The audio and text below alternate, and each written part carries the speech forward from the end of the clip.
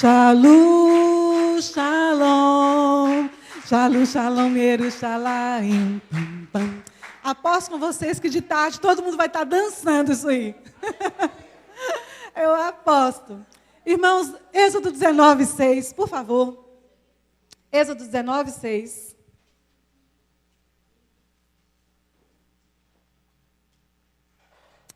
Ô Senhor, como é bom poder estarmos os nossos irmãos unidos em união, gastando um sábado como esse, aprendendo a Tua palavra e dividindo entre nós os Teus mistérios, Deus. Êxodo 16:9 é o Israel, nação sacerdotal. Eu gostei dessa comunicação, né? Ele liga para mim aqui, vocês viram? Achei o máximo isso. Êxodo 19:6. E vós me sereis o reino sacerdotal e um povo santo. Essas são as palavras que falarás, Moisés, aos filhos de Israel. E vós me sereis um reino sacerdotal e um povo santo. Essas são as palavras que falarás aos filhos de Israel. Irmãos, não há dúvida alguma de que quando Deus olhou para a humanidade, quando Deus criou o homem, Ele criou com um propósito. De que Israel fosse um exemplo para as nações, para que as nações imitassem Israel e que, a partir daí, toda a terra fosse uma nação sacerdotal, juntamente com Israel. O propósito de Deus era constituir um povo, né? Ao constituir esse povo de Israel, a partir da descendência de Abraão, a ideia era comunicar a si mesmo para a humanidade e abençoar todas as famílias da terra. Irmãos, nós sabemos muito bem, né, que quando Deus chama Abraão, Abraão vivia numa terra completamente diferente, com deuses completamente diferentes, em uma família, né, que muito provavelmente deveria ser idólatra ali em Ur, e ele chama Abraão para poder, com um propósito de estabelecer uma nação sacerdotal.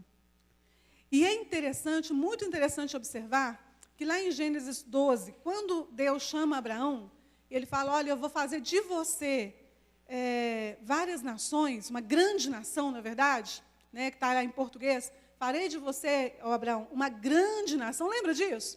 Gênesis 12:1, quando Deus chama Abraão, ele fala para Abraão em português, eu vou fazer de você uma grande nação.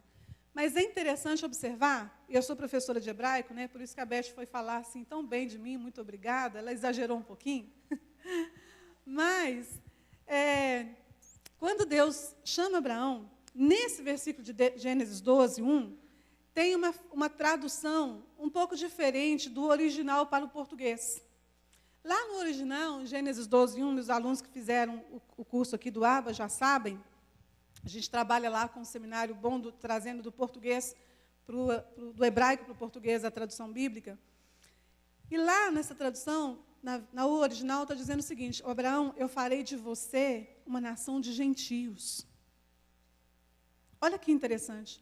Eu vou fazer de você, essa primeira de Gênesis 12, eu vou fazer de você uma nação de gentios. Ora, Deus não estava fazendo de Abraão uma nação Israel? Não é verdade? Não é? Como que ali ele fala, eu vou fazer de você uma nação de gentios? Como pode ser isso? Porque dali nasceu o povo judeu, dali não nasceu o povo gentio. O povo gentio veio nascer de outras nações, de outras gerações, de outros patriarcas, não de Abraão, mas Deus estava se referindo a todas as nações da terra que seriam aliançadas e enxertadas em Abraão através de Jesus Cristo. Entende isso? A nação que foi criada ali foi Israel, obviamente, mas Deus enxertou em Israel, através de Abraão e através de Cristo, todas as outras nações. Irmãos, não tem como nós convivermos muito como nação evangélica, não temos como nós convivermos muito separadamente dessa oliveira que é Israel, desse patriarca que é Abraão e dessa nação sacerdotal que é Israel, que Deus estabeleceu sobre a terra. O propósito de Deus era constituir um povo a partir da sua descendência, da descendência de Abraão, para que ele comunicasse a si mesmo para as nações. Irmãos, muito tempo depois, após Abraão, então vem Moisés e liberta o povo do Egito. Isso aí é bem notório, né? E todo mundo sabe essa história de Moisés. Mais interessante é quando Deus, logo após Moisés, através de Arão, Deus estabelece um sacerdócio, não é? E é interessante como vivia as nações próximas do Egito, né? Todas as nações fora da nação de Israel, como é que essas nações vivenciavam, né? A quantidade de politeísmo que havia nessas nações, em todas. Por isso Deus expulsa cananeus, jebuseus, ferezeus, os próprios egípcios são extremamente, né, penalizados por causa da quantidade de idolatria que existe naquele lugar. E Deus, no meio de um povo, no meio de um mundo extremamente idólatra, num mundo sem padrão moral, em um mundo sem totalmente noção de quem é o Deus único, de extremo amor à humanidade, no meio de um povo, numa situação como essa, num mundo como esse, Deus chama Moisés, tira o povo de Israel de lá e, a partir dali, começa a estabelecer, de fato, uma nação sacerdotal. Para fazer diferença. Para fazer diferença. Contam, na história de Israel, nos livros lá, livros de história, contam que quando o tabernáculo, nem o templo, quando o tabernáculo foi montado, isso é o livro de história, não é Bíblia contando, tá? São livros de história, igual os nossos livros de história do Brasil, é o livro de história de Israel. Conta-se que quando o tabernáculo foi montado, a cada período de aproximadamente 7 anos, eles abriam o tabernáculo para as outras nações irem conhecer o tabernáculo. Ele era aberto de tempos em tempos para que as outras nações fossem lá conhecer o tabernáculo. E dizem que as nações se maravilhavam em ver o que era, né, a magnitude, não em tamanho, mas em poder de Deus, em glória de Deus, que existia naquele tabernáculo. Sabe por quê? Porque Deus estabeleceu uma nação para adorar a um Deus único, para se relacionar com um Deus único, um Deus que não exige do seu povo sacrifícios humanos, sacrifícios de crianças, como eram as nações daquela época, né, como o Deus Moloque. O Deus Moloque existia numa parte em Israel chamada, agora eu me esqueci o nome de lá, tinha uma parte onde levava todo o lixo de Jerusalém e era depositado ali naquele lugar. E lá existia um Deus imenso, gigantesco, quando não era Jerusalém ainda. E colocava um Deus gigantesco de bronze, muito gigante, com uma lata, não uma lata, mas um caldeirão grande em suas mãos, com fogo por baixo, e dentro desse caldeirão eles assavam, né, sacrificavam vivos as suas crianças. Guiena, obrigado, lá no Vale de Guiena, isso mesmo.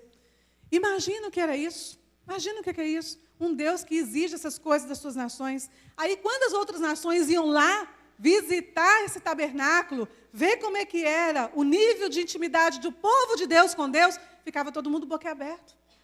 Não só pela magnitude do tabernáculo, não só pelo esplendor do tabernáculo, mas pelo esplendor do Deus daquele tabernáculo, do Deus que se relacionava com aquele povo. Entende isso? E isso fazia com que as outras nações em volta não só se maravilhassem, mas também se temiam em relação a esse povo. Tinham medo. O Deus desse povo é tão forte, mas tão forte que se relaciona com eles a esse nível, que a gente tem medo deles também. Se eles se levantam para a guerra, todo mundo ficava tremendo. Porque a guerra era de deuses, lembram disso? As guerras do Antigo Testamento eram guerras de deuses. Não era guerra de que nação é mais forte do que nação. Era uma guerra de qual nação tem um Deus mais poderoso do que qual outra nação. Por isso Israel sempre vencia, quando estava sempre debaixo do poder e autoridade de Deus. Era isso a questão. Então Deus escolhe um povo, em primeiríssimo lugar, esse povo tinha que se relacionar com Deus, para que então as nações pudessem observar e desejar esse mesmo relacionamento. Por isso Israel tem que ser uma nação sacerdotal, porque o sacerdote não é o primeiro que se relaciona com Deus para depois passar para os outros. Quando nós viemos para a igreja, nós recebemos não é de quem?